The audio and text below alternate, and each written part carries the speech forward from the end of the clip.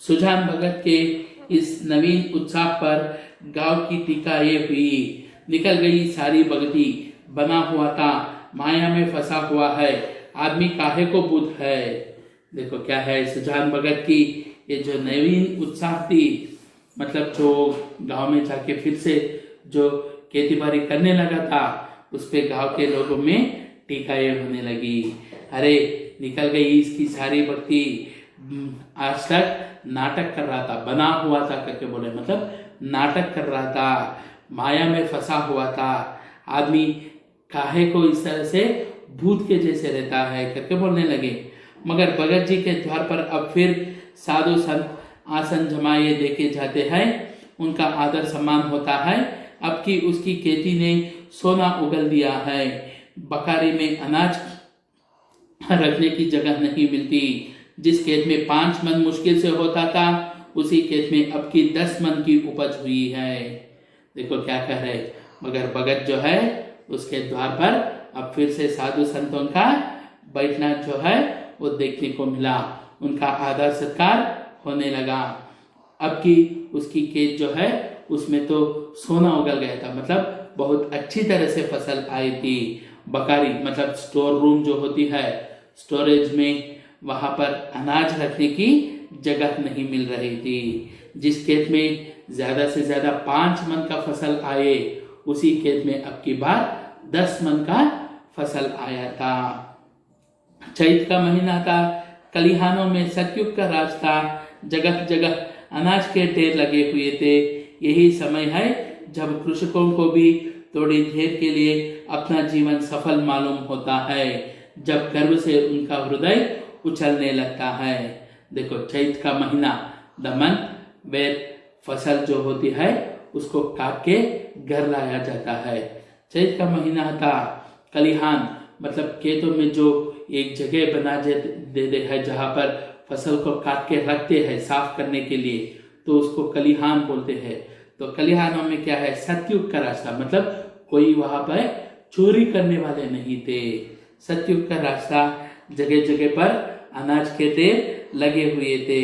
यही समय होता है जब किसान थोड़ी देर के लिए अपना जीवन को सफल मालूम करता है, जब गर्व से उसका हृदय उछलने लगता है। सुजान भगत टोकरे में अनाज भर कर देते थे और दोनों लड़के टोकरे लेकर घर में अनाज रख आते थे। कितने ही भाट और भिक्षुक भगत जी को घेरे हुए थे। उनमें वह भिक्षुक भी था जो उस आज से 8 महीने पहले भगत के द्वार से निराश होकर लौट गया था। देखो क्या है, सुजान भगत टोकरे भर भर के अनाज दे रहा था और उसके दोनों लड़के ले जाकर घर पे रख के आ रहे थे। कितने ही भाट करके बोल रहे, भाट का मतलब होता है जिनको दान मिलता है, दान लेने के लिए जो लोग खड़े हुए होते, गरीब लोग, ऐसे लोग बहुत सारे भाट लोग थे और भिखारी लोग भी वहां पर उसे घेरे हुए थे। उन लोगों में वह भिखारी भी था जो आज से 8 महीने पहले सुजान भगत के द्वार से खाली हाथ गया था। सहसा भगत ने उस भिक्षुक से पूछा, क्यों बाबा, आज कहाँ कहाँ चक्कर लगा आए? भिक्षुक, अभी तो कहीं नहीं गया भगत जी, पहले तुम्हारे ही पास आया हूँ। भगत, अच्छा तुम्हारे सामने यह ढेर है, इसमें से जितना अनाज उठाकर ले जा सको जाओ।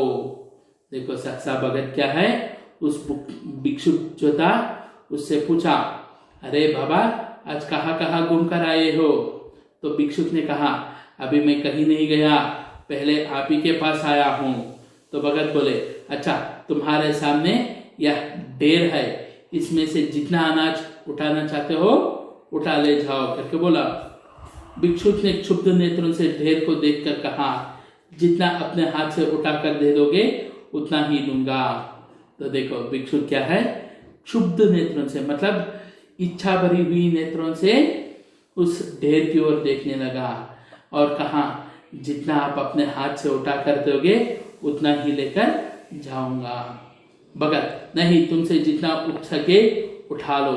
भिक्षुक के पास एक चादर थी, उसने कोई 10 सेर अनाज उसमें भरा और उठाने लगा।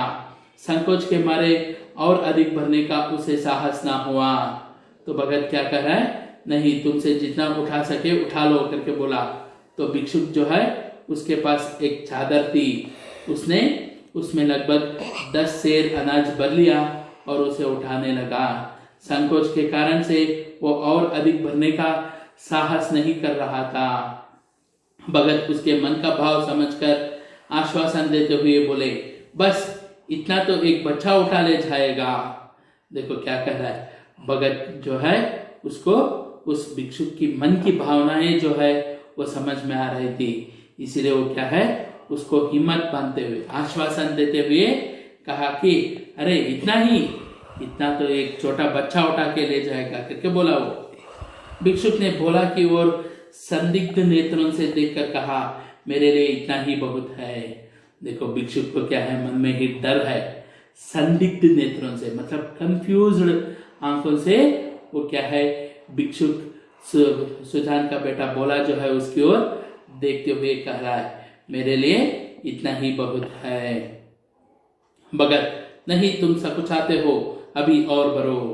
देखो भगत क्या कह रहे, नहीं तुम तो सकुचा रहे हो, मतलब यू आर फीलिंग शाई करके बोल रहा है, वो सकुचा रहे हो, अभी भर लो करके बोला। भिक्षुक ने एक पसेरी अनाज और भरा और फिर भोला की ओर सशंक दृष्टि से देखने लगा। देखो भिक्षुक क्या है, और एक कंटेनर भर के अनाज डाल लिया। पसेरी मतलब एक छोटा सा कंटेनर जिससे अनाज भरा जाता है, तो अनाज भर के डाल लिया और भोला की ओर एक सशंक दृष्टि से देखने लगा, मतलब डर के साथ देखने लगा। अरे कुछ कर दिया तो कैसे करके देखने लगा वो। भगत, उसकी ओर क्या देखते हो बाबा जी, मैं जो कहता हूँ वह करो, तुमसे जितना उठाया जा सके उठा लो।